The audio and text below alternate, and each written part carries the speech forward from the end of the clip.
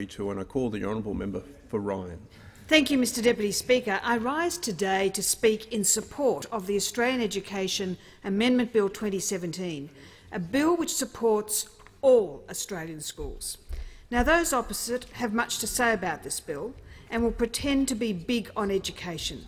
But as in all things Labor, what we know is that yet again they are short on funding. We need to focus on the positive impact that this bill will have for schools and, importantly, students throughout Australia. Smart coalition policy, just like Australia's smart students, are benefiting from real reforms, reforms that can only be delivered by the coalition government. The coalition is committed to educating Australian students to the highest possible standard. Equity and fairness is espoused in the teachings at schools right across Australia, so it is fitting that through this bill, funding is also fair.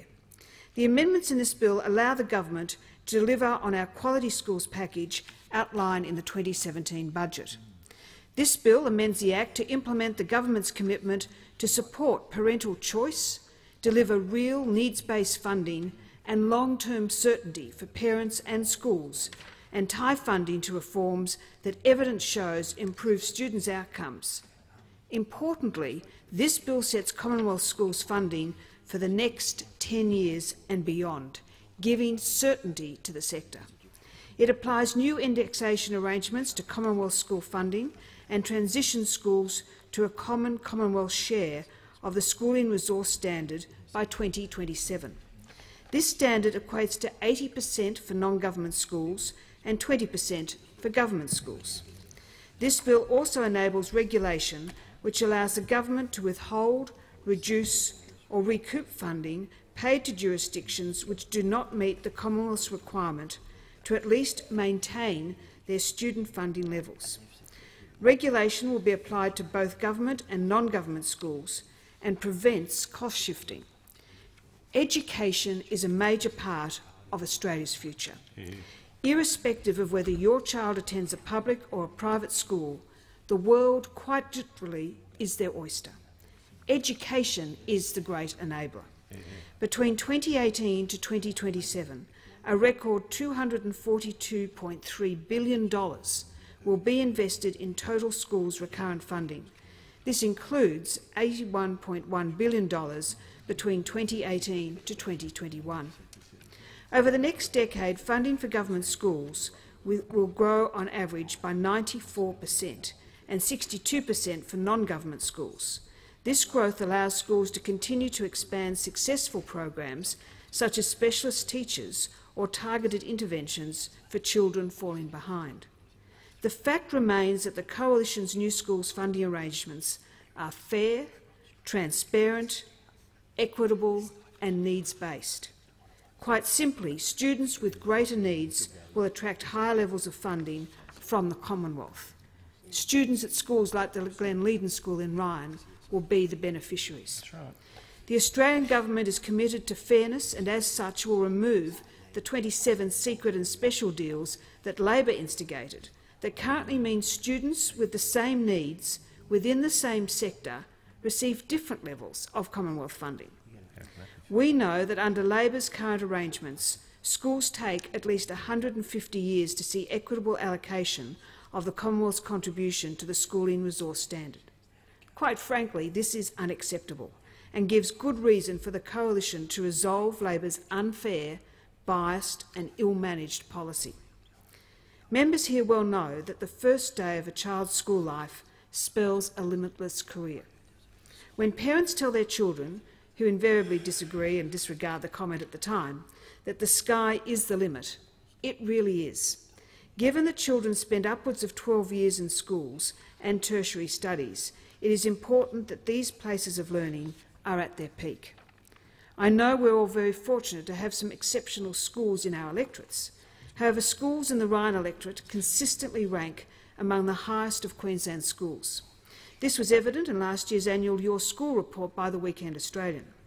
The Your School report highlights the achievements of students and teachers in schools that scored the very best results in the national literacy and numeracy tests. Many schools in the Ryan electorate featured in the report, and they include Ironside State School at St Lucia, which was the #1 primary school in Queensland, Rainworth State School Barden, Fig Tree Pocket State School, Brisbane Montessori School at Fig Tree Pocket, St Ignatius Primary School at Toowong, Barden State School, Kenmore South State School, Brookfield State School, St Peter's Lutheran College at Indooroopilly, Brisbane Boys College at Toowong, Indooroopilly State School and Indooroopilly State High School, Ashgrove State School, St Joseph's School Barden, Chapel Hill State School, Mater Dei Catholic School at Ashgrove West and Stewart Home, and of course Pullenvale State School. Each of these schools should be proud of their achievement.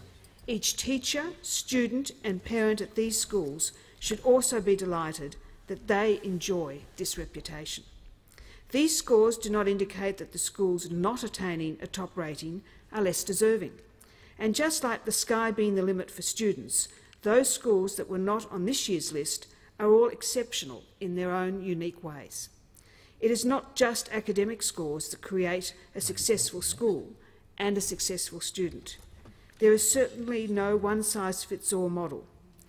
However, there are always a few ingredients that go a long way, including resourcing, talented teachers, a strong sense of community, dedicated students and committed parents. What works for one school may be completely different to another school nearby. Whether a child becomes a successful doctor, builder, business owner, astrophysicist or plumber, they can think back to their schooling days and the investment that they and their school made to help them achieve. And while on the topic of schools in the very scholastic electorate of Ryan, I was privileged last week that the Prime Minister took some time out of his busy schedule to visit a very special school, the Glenleadon School located at Fig Tree Pocket.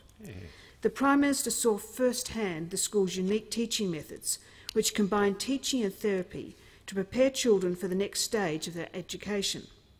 Aptly, the Glenleadon School's motto is helping children to speak and find their voice. The school recognises that children and young people with language impairments often have difficulties with social, emotional and behavioural regulation and is therefore committed to supporting and protecting all students. I know I speak on behalf of the Prime Minister when I say that this visit was truly humbling and is through the Quality Schools package that this education facility will be better equipped to support the success and futures of each and every student. This bill provides a strong foundation for achieving our long-term vision for Australian schools by providing a funding model that is fair, transparent and needs-based. We will improve results of all Australia's school students. In the great words of a local Ryan resident and CEO of Springfield Land Corporation, Maha Sinathanby, who said, "Education is the currency of the future. It cannot be stolen from the owner." Through decisive coalition policy, we are providing all Australian students with a currency that they need for their futures. I commend this bill to the House. I thank the honourable